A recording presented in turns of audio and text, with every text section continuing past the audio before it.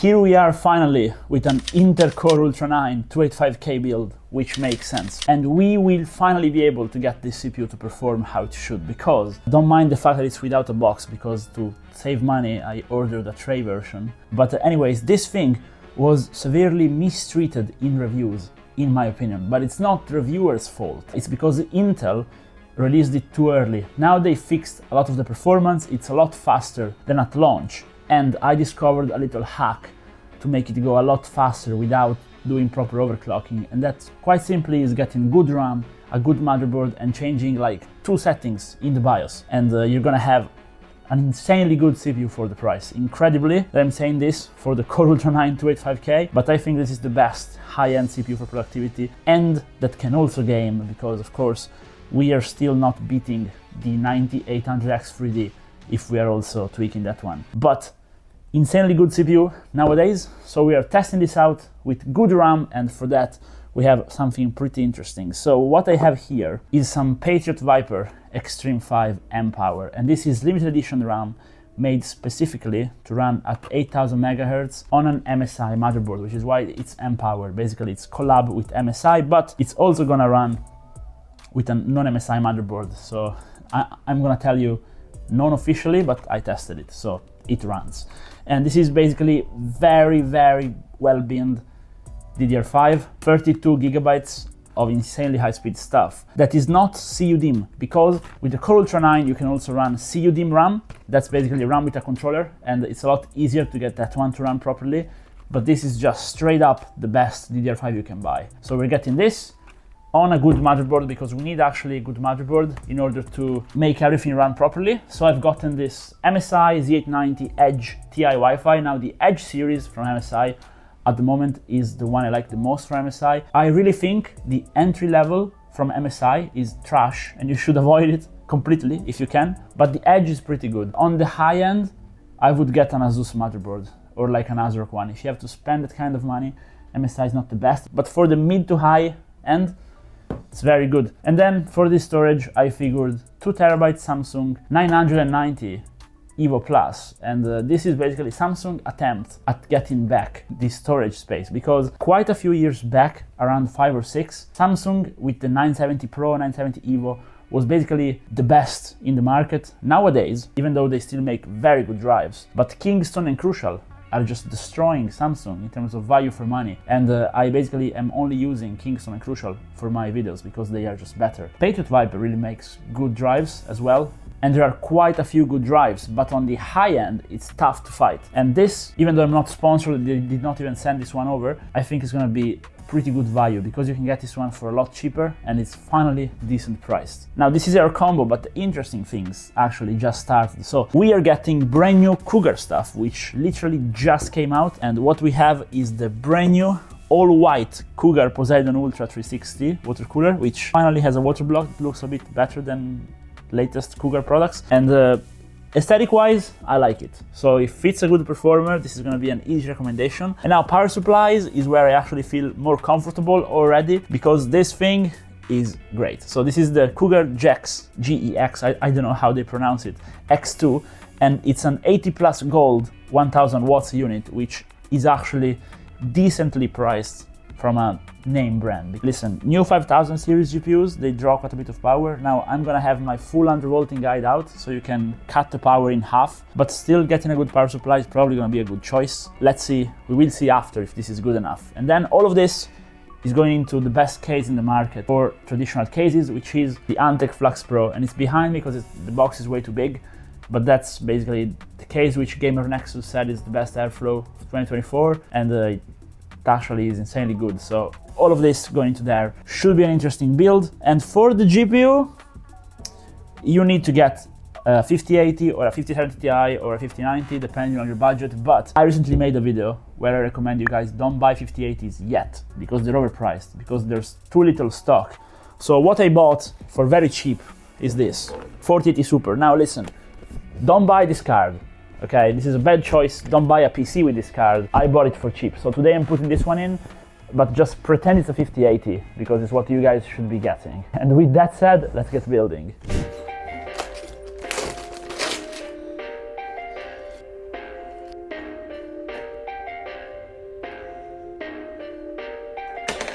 Perfect.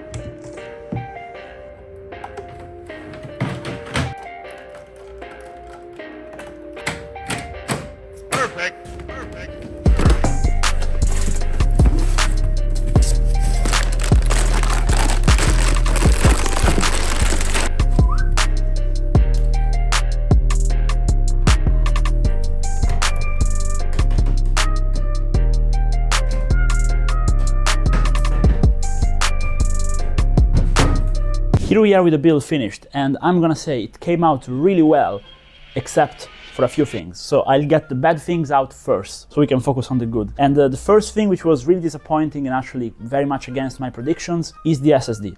So the 990 EVO Plus from Samsung, 2TB, I will put the Crystal Diskmark benchmark here, even though it was cooled very well by the massive heatsink made for Gen 5 drives on the motherboard, underperformed in the test. So it performs a bit less than advertised in my testing, and I actually cannot recommend this drive for the price, because there are cheaper and better alternatives out there, and literally Gen 4 drives are not that impressive. It's full of them, and now it's just a matter of reliability and price, and I'm sure it's reliable, but the performance is quite simply not there, and you are basically paying for the name brand of Samsung, which in reality hasn't made top of the line very good SSDs ever since the 990 Pro. So all in all, SSD is just a hard pass from me. But with that said, let's actually focus on the good from this build. First of all, I'm actually happy because we managed to make the Core Ultra 9 285K shine, and that was the goal of today's build. A lot is thanks to the RAM, because you need fast RAM, and this Patriot Viper M-Power stuff is amazing. It's incredible that you can just go ahead and set in the BIOS the XMP and it just works with one click. Now, people take this for granted because maybe you're used to 3200 MHz, 3600 MHz RAM, which you just enable and it works, but the XMP is an overclock. It's never guaranteed, and usually with high-speed sticks, it always takes a bit of tuning. But this time, plug and play, 8000 MHz, you just boot it and it works, and it gives you a massive performance increase, especially in the 1% lows. In gaming, this actually allows you to bridge the gap to the 14900K.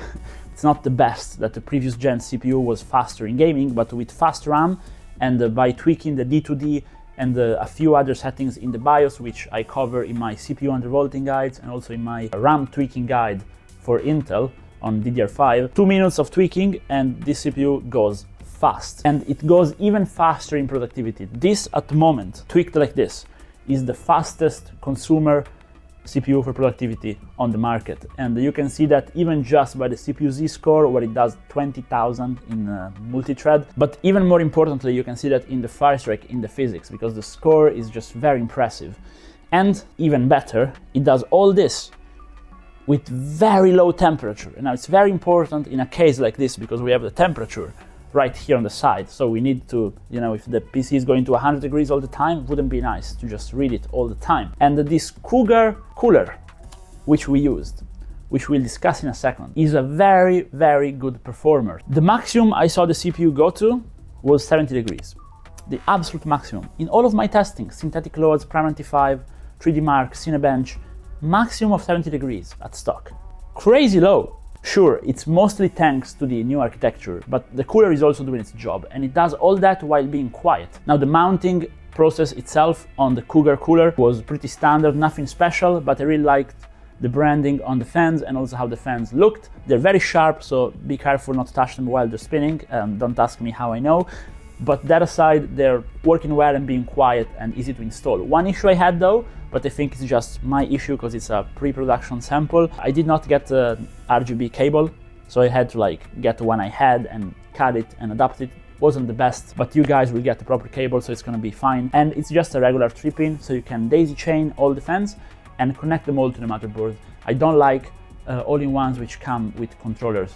I prefer to just plug it on the motherboard, it's a lot easier. Now the power supply, if you've been following my channel for a while, you're probably used to all these PSUs with sleeved cables integrated and stuff, but they're a lot more expensive. This unit is pretty affordable and it still gives you a lot of cables, long cables, and pretty good looking one, especially the 12-volt high power cable. If you've been following tech community, a few have been catching on fire again, and this cable is good and it also has the right wattage, so you can be safe. PSU was actually side mounted, which is one of the features of this Antec case. And now the case, Antec Flux Pro White, it has to be my favorite standard case I've tried so far, ever. It's amazing. So the airflow is very good. We saw that with the temperature because, especially for the GPU, the airflow of the case does a lot. And with the side panel closed, we actually get cooler temperature than with the side panel opened, which just goes to show how good it is. But the thing is just how many features and how easy it is to work on it. So you can side mount your PSU, so it's easier for cable management, and more importantly, you free up space for the airflow. Now, the reason why the bottom here is mesh is because these fans are getting air from the bottom and pushing it straight to your GPU. So we are getting air on the bottom, sure, via the intake fan on the front, but also just via normal air movement thanks to the mesh on the side. So it's very important to have that free, and it's why the side mount is helpful. So with the case, you get the kit for side mounting, those 6 included fans, which you can also remove on the bottom. They give you the kit to replace them if you wanna just have a flat bottom in case you want a vertical mount your GPU, which this case also supports with a bracket. You get an LCD screen here on the side. You get a lot of connectivity on the top, and the way the panels slide off is just satisfying. It's very good. It's all toolless. You don't need screws anywhere. You can just take it on and off. Easy. And in the box, they even give you a piece of wood, of birch wood, to show you what this front panel was made out from. It's the same wood from the front panel. Now guys, I saw that and I was like, Antec, I'm sold. I'm getting one for my main system as well. But really, I am fanboying a little bit, but I love tech. In this case, it's just very good. I don't say this in every review. If you watch my videos, you know I'm very critical, but this thing is just solid. And also just check out the space.